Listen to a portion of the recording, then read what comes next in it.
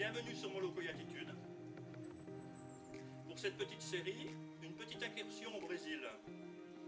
D'Oiapoque à un petit village qui s'appelle Carno. Donc 150 km, 30 km de route, le reste en piste, pratiquement inaccessible en saison des pluies. Donc là on était mi-décembre, début de saison des pluies, ça passait bien, de petits passages un petit peu coup-ci coup-ça, mais ça s'est très bien passé. On a été reçus par la belle famille de mon fils, super bien reçus, on a mangé comme des rois, on a été se baigner dans des cascades aux alentours, c'était génial. Et puis ils nous ont fait visiter une usine de manioc. En fait, c'est une assoce. Les gens vont y travailler quand ils ont le temps. Donc ils sont payés à l'heure. Et vous allez voir donc la fabrication du manioc du début à la fin. Voilà, ben je vous laisse sur ce petit reportage. Je vous demande de me faire un petit pouce. Et puis au pire de vous abonner à ma chaîne, ce serait sympa. Allez, je vous laisse. Bye bye. Le long de cette piste, toute la partie amérindienne est en forêt. Dès qu'on va sortir côté brésilien, il n'y aura plus que des champs.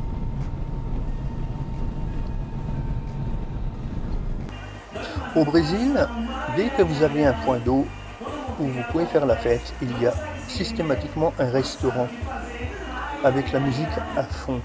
Le Brésilien aime bien la musique à fond. Donc après baignade, vous voyez un beau petit seau avec une eau très claire, contrairement à ce qu'on trouve en Guyane. Alors passons maintenant à l'usine de manioc, plutôt une association où les femmes viennent travailler quand elles en ont le temps. Alors beaucoup des femmes, normalement, vous voyez qu'il y a un homme qui s'est incrusté, sûrement un petit malin qui vient draguer.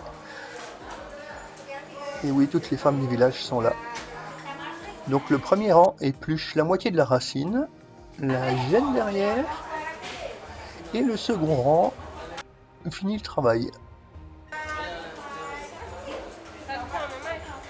Comme vous le voyez, il y a tous les âges, des plus jeunes jusqu'aux plus âgés.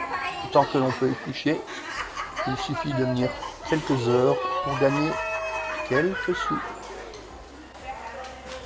Là, mon épouse tente d'éplucher du manioc. Ça fait rire tout le monde. Il y a une très bonne ambiance et les gens sont d'une gentillesse incroyable.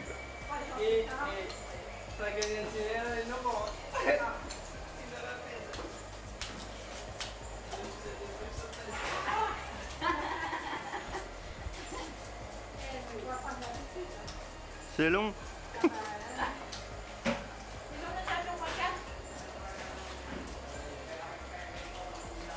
Une fois le manioc épluché, il va passer dans la salle d'à côté et être lavé.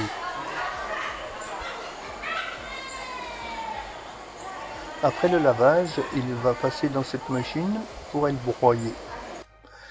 À l'état de pulpe, le manioc n'est pas consommable.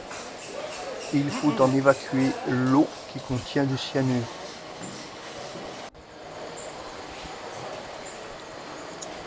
Donc pour ceci, il est mis sur ces grands fours et remué constamment. Ces fours que l'on appelle des platines. C'est chauffé par le dessous et donc l'humidité va s'en évaporer.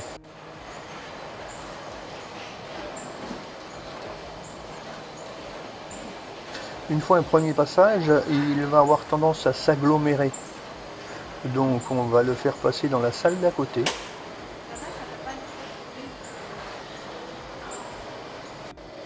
Où il va être rebroyé une seconde fois.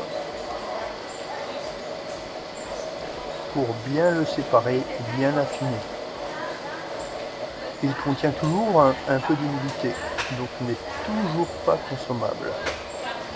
puis il repasse sur ses platines et le séchage se finit. Ensuite, ça va donner une farine épaisse. Il suffit de mettre de l'eau, il regonfle et vous pouvez le consommer sans aucun danger. Vous voyez le manioc qui est tout aggloméré après le premier séchage.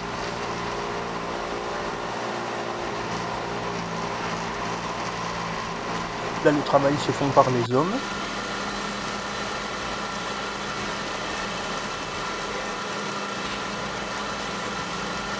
Ensuite, après tous ces passages, il va être mis en sachet.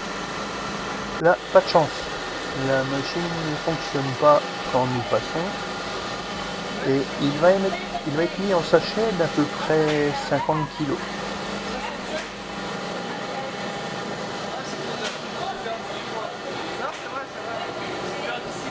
Alors derrière, un homme toute la journée va couper du bois pour alimenter les fours sous les platines.